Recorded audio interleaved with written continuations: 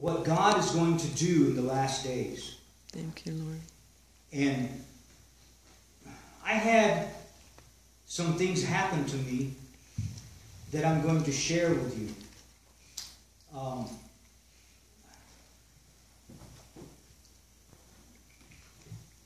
I don't know, many of you know Cheryl Davies. She's a preacher, a minister from Australia, right? Africa, someplace over there. Anyway, she's here. She lives in Phoenix now.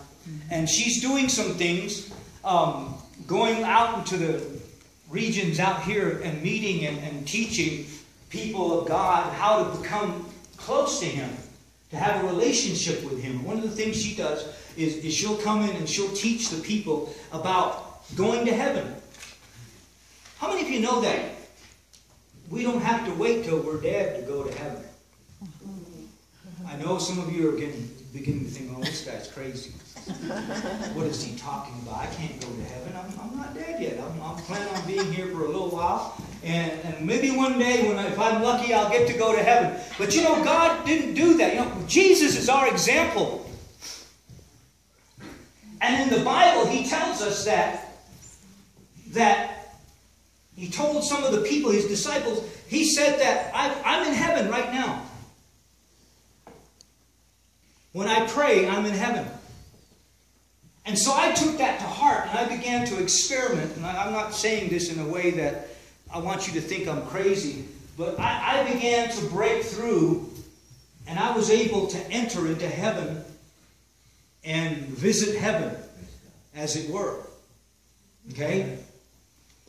It happened, in fact, right after that 48-hour prayer session that I had, I came into contact with the glory of God, which is still in my house, by the way. Don't come visiting to stand in it. Well, if you're a good friend, you can't go. Huh? Don't go there. Stay on the track. Don't go there? But I came into the presence of God in my bedroom. And so I know that God desires to be near us. But during this Cheryl Davies preaching, I'm sitting in the audience, and she's teaching the people how to go to heaven. And I'm kind of tired, so I'm just kind of hanging out. And all of a sudden, as she's beginning to teach, God, and sometimes He'll do this to me, reached down inside my head and jerked my spirit out of my body.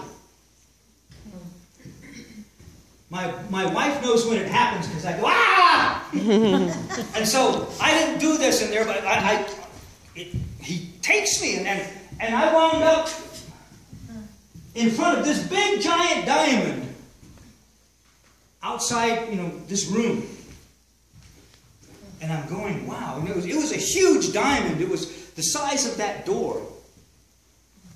And it was translucent. I could kind of see what was going on the other side. But it was multifaceted, so I would see many images in it. And I was wondering, well, am I going to go in? And then all of a sudden, I felt someone behind me. And it was my elder brother, Jesus. And he pushed the diamond, and it slid back, and we walked in. And I walked into this room, and there were many men in there. There were several men in there, different men. And I walked in, and they all kind of looked at me like, well, who's this guy?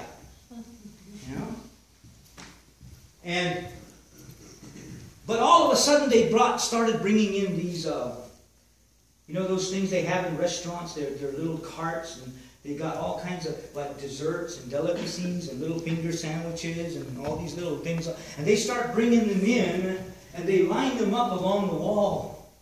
And you know me, I like to eat.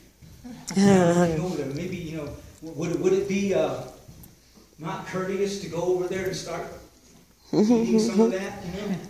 And so the other guys pick up their plates. They're beautiful gold plates, really, inlaid, and they go over there and start picking up a little bit of food. So I said, well, if they're going to eat, I can eat too. So I go over there and pick up some pieces of this and that. They look really good. I love chocolate, And so I'm kind of tasting these things, and they taste wonderful. They have good chefs in heaven, by the way. And so I'm eating this, and so God Jesus is standing in the middle. He hasn't eaten anything, but he has these row of tables in the middle. And the food's on this side, and we're all eating, and it's all wonderful, and people begin to introduce themselves. And all of a sudden, before I can get to find out who all these guys are, two men walk in. They're kind of a little late, but they got this bundle of stuff, and they come in. And then they come to the front, and they begin to say things. They said, "We're two former lepers, and we're going to tell you a story. Back in Old Testament times, there was a famine in Jerusalem. We, being lepers, were not allowed into the city because we were unclean. And so they told us that you can't go in there. And so we're outside the city, but inside the city, the whole city's surrounded by Arameans. And they're not letting any food into the city because they want to conquer this city. And so the people inside the city are starving to death." The Bible says in those times when there were famines, when there was nothing to eat, that there were people would eat dead birds and